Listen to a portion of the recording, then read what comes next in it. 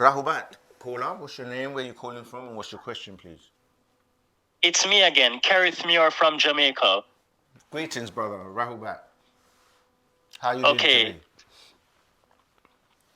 So my question is the Barathary gland that you're always talking about. Yes. Can you tell me all the benefits that it gives a human being when it's in the brain? Yes, I can. It gives you all the hidden powers and abilities that you're completely unaware of at the moment, your higher hidden potential, because you can regrow that. It's when you say ba'a, you're dealing with the soul. So your soul is very powerful.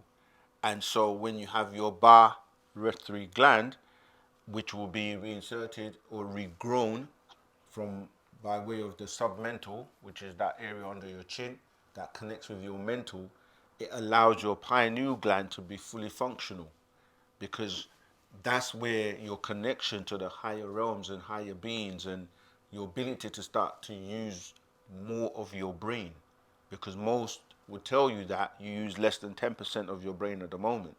So imagine the full capacity of you using the full capacity of your brain, how much you'll be able to do. They show you this in movies like Inception. If you haven't seen that movie, that's a good kind of way of seeing how sharp your brain will become, where you could do so much, you can literally do anything with your brain. And they show you that in that movie. So things like having your four higher senses, your telepathy, your clairvoyance, intuition, you have psychic abilities. There are many things you can do, but without that gland being activated, you're a limited being. Yeah, so if you want to learn more about that, you can read the scroll from the master teacher known as the Man from Planet Risk, or any of the new Outformation, Master Secrets, part of that, and actual facts. They go neuroscience, yeah, of Wu-Sabat. That's a great actual fact that will give you more details. Okay, so also, I believe that there are different states of consciousness. I want to know, is there a specific state of consciousness that a human being can enter into that makes us feel higher, more sharper, and more and it also makes us feel more driven? It's like it gives us more willpower to live. Yes, but we don't believe. We do the research so that we know, and that's what I was saying. That when you're saying conscious, you have different conscious levels, as you said. You got a subconscious, which most people are not even aware about, as in what it does and what it can do, because you have voluntary and involuntary actions, and your subconscious, your conscious, and you have superconscious as well. Now, how far you can tap into is based on your development, and you have higher realms to 9 levels, and each of those nine actually are actually subdivided. So, yeah, you have the mental realm, for example, where you're using or tapping into the mental realm and using more of your mind, and you have others all the way to 9 ether. So that's 9 ether is what we're being taught how to use nine, obviously being the highest number, because once you get to nine, the rest of the numbers are compound numbers, where you have 10 is going to be 1 and 0, 11 is 1 and 1, 12, 1 and 2. So you don't really get anything higher than 9. And even when you continue that all the way, you get to what they will say 9 to the ninth power of 9, which they will say is infinity, meaning that it's so big that you can't even really compute it. But yeah, so you have the ability to reach the spiritual realms, the mental realm, the soul realm, all the way to 9 ether, as in fully able to use your abilities and be a pure energy being.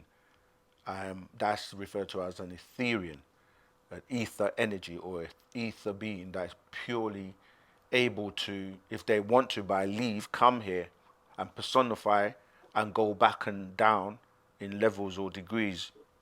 You see, this is what people are referring to when they talk about places like heaven and so on and so forth, is the ability to travel to these different realms.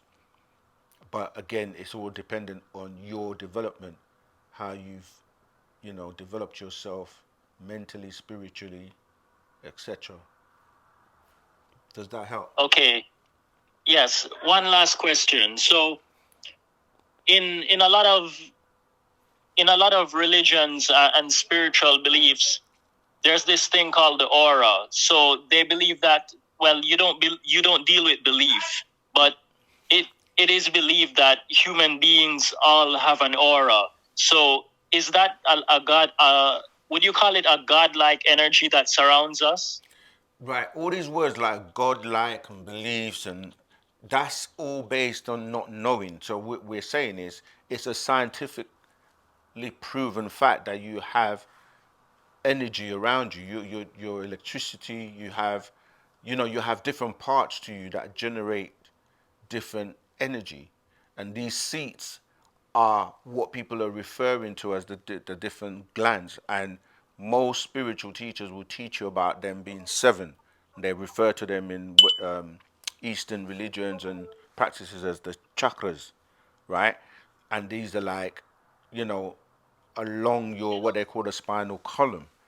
And the one that I mentioned before, you got the pineal gland, that, which is between the thalamus. You have like the pituitary. You have, the solar plexus. There are many, like, but the thing is, those Eastern religions can only go up to seven because they're not nine ether beings. We are nine ether beings, so we have another extra two that they don't know about, that the master teacher Panda Yanun has taught us. So we actually nine ether beings with nine levels as opposed to the seven. This is why even religions, they only teach you about the number 5, 6, and 7, and they make the seven, like all spiritual. The 7 days of creation, seven, the candelabra with the seven candlesticks, seven. Everything is 777 based, as in the number seven. So we are nine. We deal with nine and nine ether. But yes, Okay. you can access or activate those glands to basically utilize more of your, what the people refer to as your spiritual being, or the higher parts of you, as opposed to just the physical. And again, you Okay. should be studying and reading and reading the scroll by the master teacher, because you will learn more about your powers, the nine ether, dealing with natural ether energy. Many books that he's already put out to help you evolve. And you said we don't deal with belief. We know, so I respect that. Okay. Yeah, I mean, most people can just Google or use the dictionary and look what the word belief means. You can, before even that, you can see the word lie in the word, and people still believe lies. So if you go and research what belief means, it means to ignore the facts or accept things that you cannot prove. So this is what religion does. You don't have to prove anything. You just have to have what they call blind faith. Just believe and follow as I say, and that's it. Then you're gonna go to this unconfirmed promised place called heaven, where there's this being that they give you a description of him doing physical things, but he's in a spiritual place. So there's a lot of confusion. Or you're going to go to this other unconfirmed place called hell, where you're going to burn forever, which doesn't make sense either, because fire has to consume something. So we don't deal with belief, because belief is based on your opinions. Anyone can have an opinion, which is fine. They can believe in anything they want, but it doesn't mean it's fact or true. You see, so you can believe in Father Christmas, Easter bunnies, heavens and hells, unicorns. You can literally believe anything you want, and that causes confusion because it's not based on any evidence. You cannot substantiate what you're saying, but you just expect someone to not use their mind and just believe you because you say it is so. But we don't do that in Wu-Sabat. We challenge and we want to know. We want, because know is to have knowledge. That's why the first part of the word knowledge begins with know.